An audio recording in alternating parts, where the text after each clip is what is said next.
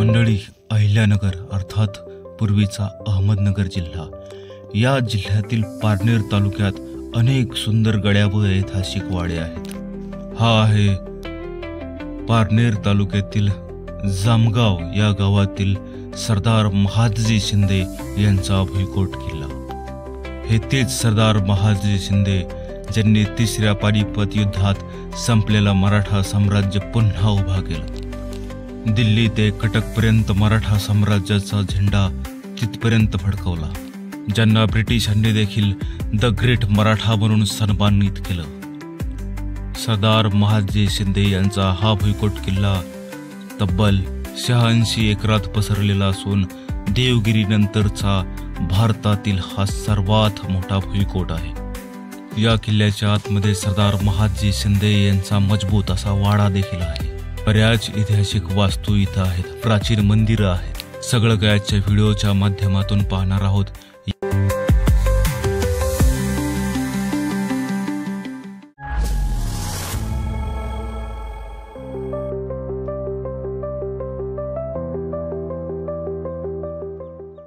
नमस्कार, मी अतुल आणि आपण पाहत आहे एटी लाईव्ह। पुन्हा एकदा एका ऐतिहासिक व्हिडिओमध्ये तुमचं सगळ्यांचं स्वागत आहे।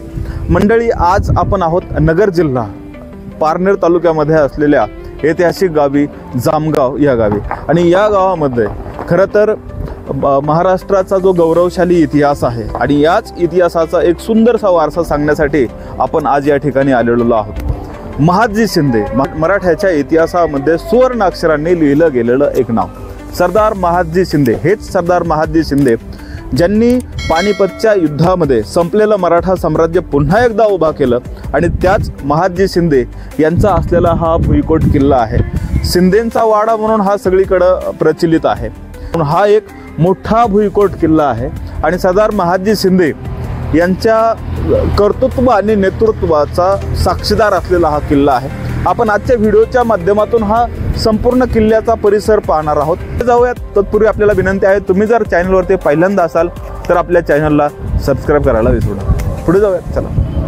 किल्ल्याचं एकूण क्षेत्रफळ 86 एकर असून भली मोठी तटबंदी बांधलेली आहे। याशिवाय किल्ल्याच्या आतमध्ये असलेल्या वाड्याला देखील एक तटबंदी आहे। मंडळी, जामगाव हे गाव बहुधा पूर्वी याच तटबंदीच्या आत असावं, याचे आजही अवशेष इथे जीर्ण झालेल्या जुन्या घरांच्या माध्यमातून पाहायला मिळतात।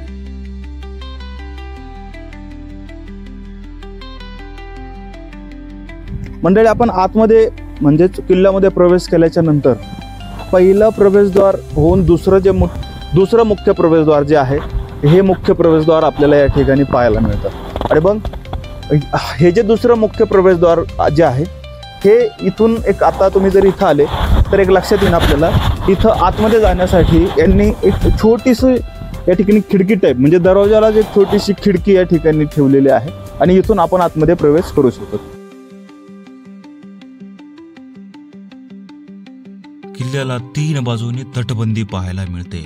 मागच्या बाजूने मात्र एका डोंगराच्या पहाडीचा वापर तटबंदी म्हणून केलेला असावा असं लक्षात येतं। मंडळी,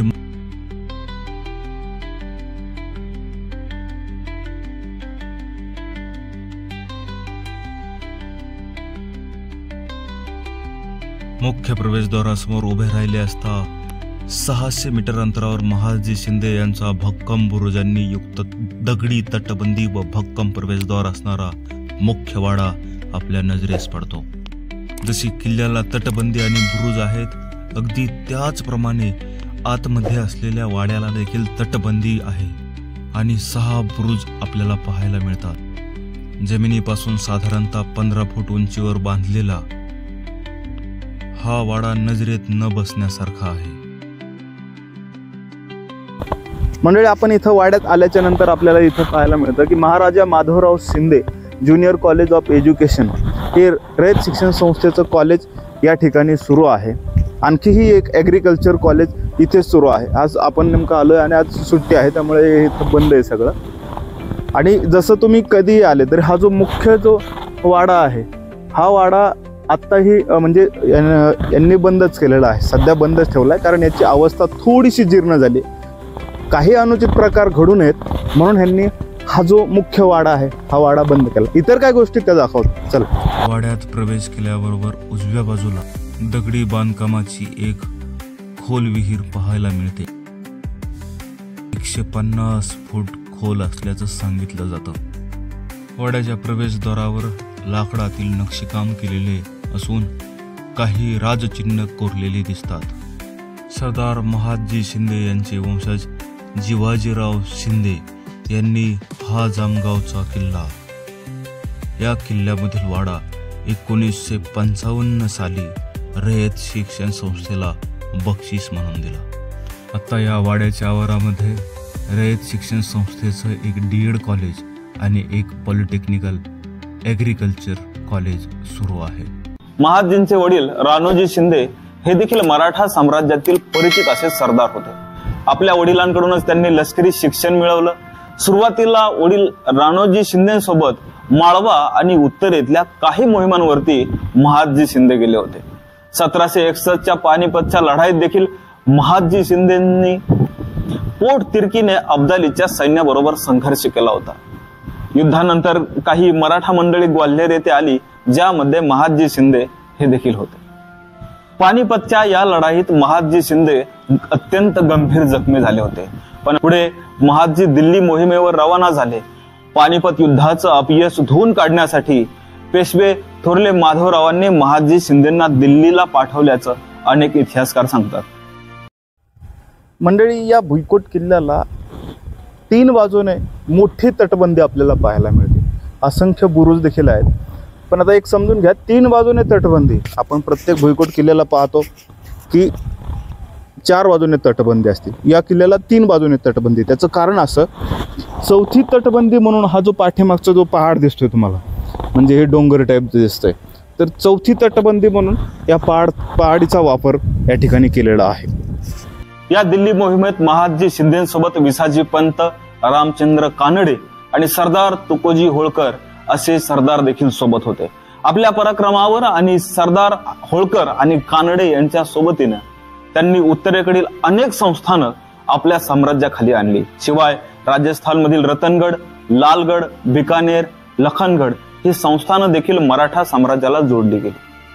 सन 1770-71च्या दरम्यान नजीब खान रोहिल्याचा मुलगा झाबेता खान जेव्हा दिल्लीवर हल्ला करायला निघाला, तेव्हा दिल्लीच्या गादीवर असणाऱ्या शाह आलमने दिल्लीतून पळ काढला आणि बिहारमध्ये इंग्रजांचा आसरा घेतला. इंग्रजांनी त्याला आश्रय दिला, मात्र मदत करायला साफ इन्कार केला. बादशहाने मराठ्यांकडे मदत मागितली. महादजी शिंदे यांनी मराठा सैन्याबरोबरच शाह आलमला सोबत घेऊन दिल्लीवर हल्ला केला. दिल्लीचा लाल किल्ला ताब्यात घेतला. मंडळी, माझ्या बॅकग्राऊंडला तुम्हाला हे जामगाव हे गाव दिसत असेल, जे आता पूर्णपणे तटबंदीच्या पलीकडे वसलेलं आहे. पण जेव्हा म्हणजे पूर्वीच्या काळी हा किल्ला सुस्थितीमध्ये असताना हे पूर्णच्या पूर्ण गाव या किल्ल्याच्या तटबंदीमध्ये वसलेलं होतं. याचे आजही असंख्य पुरावे आपल्याला इथं पाहायला मिळतात. म्हणजे छोटे छोटे घरं असतील, ते घरं पडलेले, त्या घरांचे अवशेष आजही इथं पाहायला मिळतात. त्यावरून हे सिद्ध होतं की हे पूर्ण जे गाव आहे हे पूर्वीच्या काळी ज्यावेळेस हा किल्ला सुस्थितीत होता, त्यावेळेस हे पूर्ण गाव याच किल्ल्याच्या तटबंदीत होतं.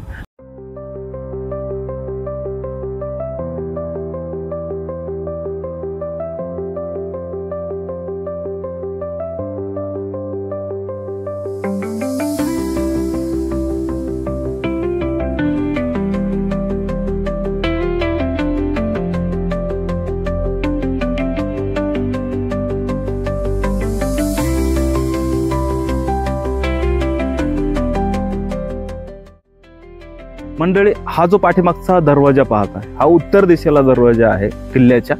याला उत्तर दरवाजाही म्हटलं जातं आणि दिल्ली दरवाजा असं देखील म्हटलं जातं. म्हणजे तेव्हाही म्हटलं जायचं. अशा पद्धतीने आज आपण हा महादजी शिंदे यांचं कर्तृत्व आणि नेतृत्व सांगणारा, त्यांच्या कर्तृत्व आणि नेतृत्वाचा साक्षीदार असणारा हा भुईकोट किल्ला पाहिला. अशाच पद्धतीने ऐतिहासिक व्हिडिओ तुमच्यापर्यंत मांडण्याचा, तुमच्यापर्यंत पोहोचवण्याचा आमचा अगदी प्रामाणिक प्रयत्न असतो. त्यामुळे तुम्हाला विनंती आहे, तुम्ही जर आणखी आपल्या चॅनलला सबस्क्राईब केलं नसेल तर अशाच पद्धतीने ऐतिहासिक व्हिडिओ पाहण्यासाठी आपल्या चॅनलला सबस्क्राईब करायला विसरू नका. लवकरच भेटूया एका नवीन ऐतिहासिक व्हिडिओमध्ये. तुर्तास धन्यवाद.